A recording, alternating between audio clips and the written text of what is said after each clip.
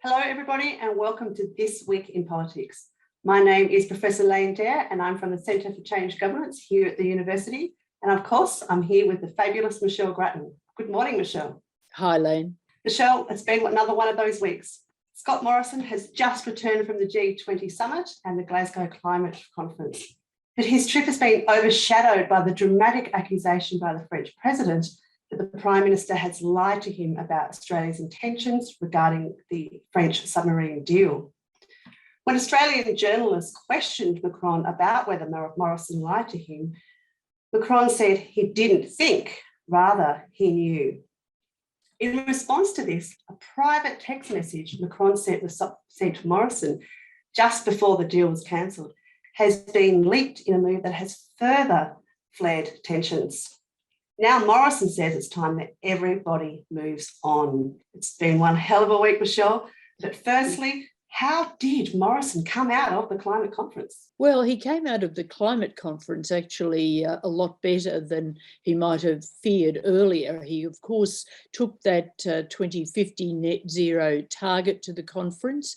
Australia's general policy was not ambitious at all because there was no update of the formal 2030 target. Rather, the government said that the projection was that we would exceed that target substantially, in fact have a reduction of about 35% on emissions by 2030, but it was a modest policy.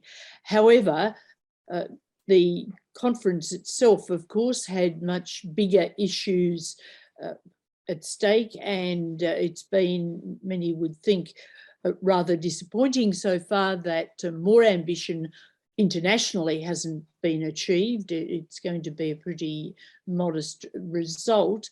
So Australia didn't receive a lot of attention. But on the other hand, the fracas with the French totally overshadowed the Morrison trip. So it might have made things easier for the Glasgow leg, but in fact it was a hell of a way to take the attention off the climate policy. A beautiful segue there, Michelle. I wanted to move on to this argument with the French. How damaging has President Macron's attack been for Morrison? I think it has been really damaging. It's not the way that Australia wants to look internationally. It's extraordinary for the leader of a friendly country to make an accusation that another leader is a liar.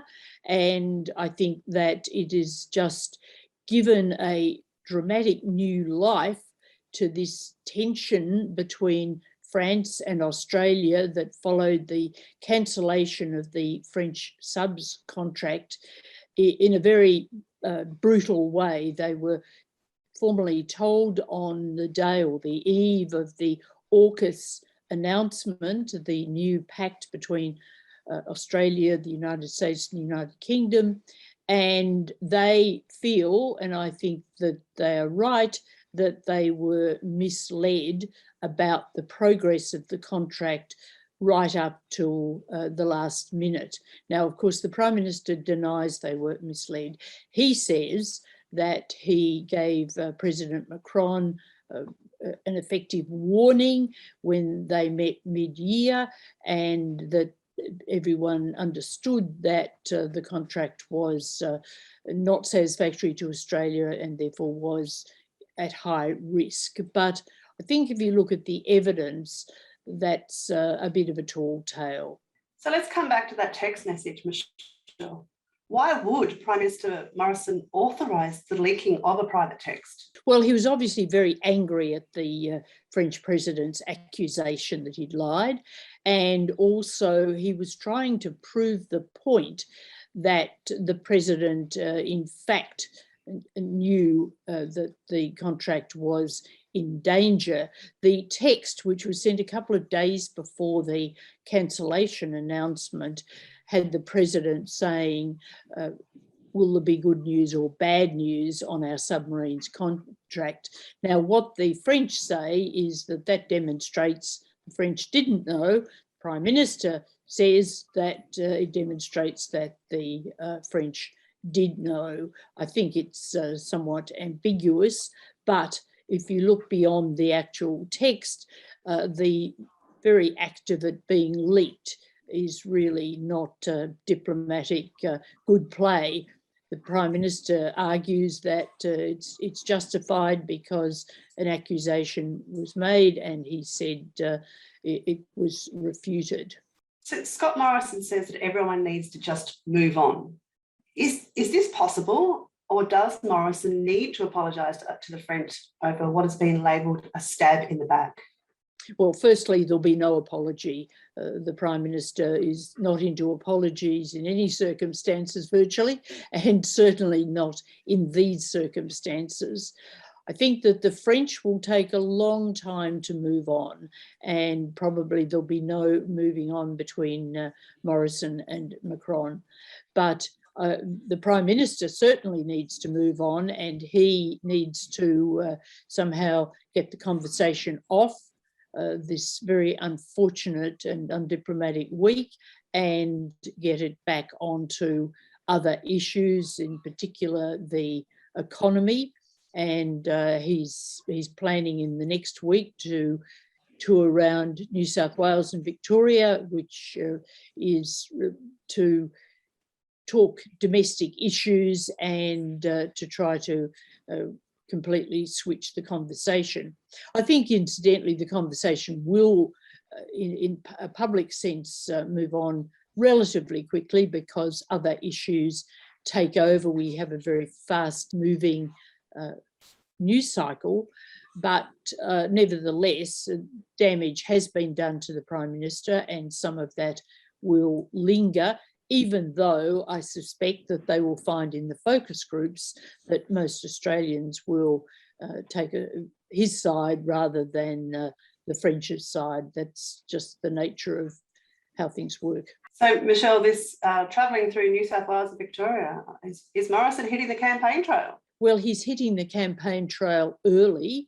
We are in campaign mode effectively. However, it's interesting that the signals that have been coming out in the last week or two have been that the election is more likely to be May than March. Those are the two options, or March, early April. But the government appears to want to have another budget. I think it wants to underline the emerging good news that will come in coming months about the economy.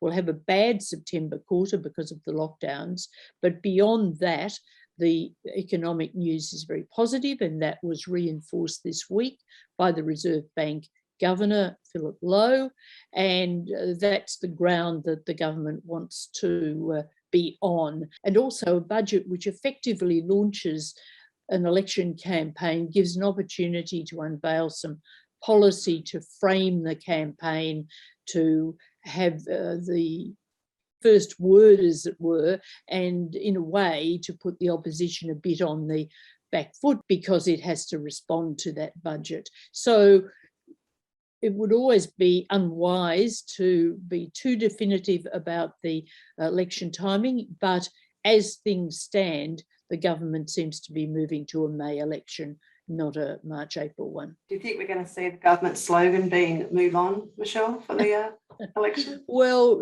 Julia Gillard years ago had "Moving on" or as a slogan, I think, or something like that. It didn't actually work all that well for her because she ended up staying in government, but of course it was a hung parliament. So I don't think that "Moving on" will be the slogan. It'll be the tactic immediately rather than the slogan later. So, Michelle, let's finish on this election. With the election looming, how do you see these scandals that are affecting the government at the moment, how are they going to affect the election in the months ahead? I certainly think the Prime Minister has lost paint. There's no doubt about that. And what Labor hopes is that what's happened this week will feed in to the more general narrative of I don't hold a hose and the vaccination rollout slowness and all those things. But the thing is that there are other issues at play as well.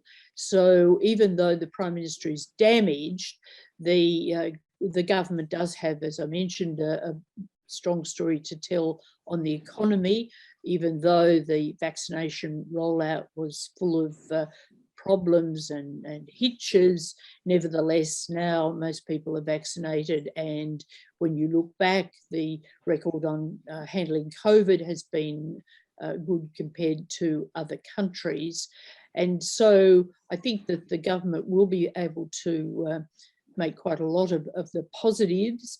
And the question now is whether Labor can get into higher gear. It doesn't have much policy out. It needs to get policy out quickly. And I think it needs to break out of the trot and perhaps straight into a gallop as soon as possible. Do you think climate's going to be a big issue for either party? Well, we have to see Labor's policy on climate. It will probably position itself more ambitiously than the government. I would expect that, but I don't think it'll be too ambitious. I think climate will be a significant issue for some people and in some seats, but you also get the feeling that neither side, not even Labor, really wants to run on climate centrally. Certainly the government doesn't, but Labor too, I think, will be wanting emphasis on jobs and making that very central to its campaign. And once the Glasgow conference is out of the way, then I think the climate issue dials down automatically to some extent. Having said that, there will be independents in some seats, and they will make climate the focal point of their campaigns. Thank you very much, Michelle. That is This Week in Politics, and I'm looking forward to seeing you next week. Thanks, Lain.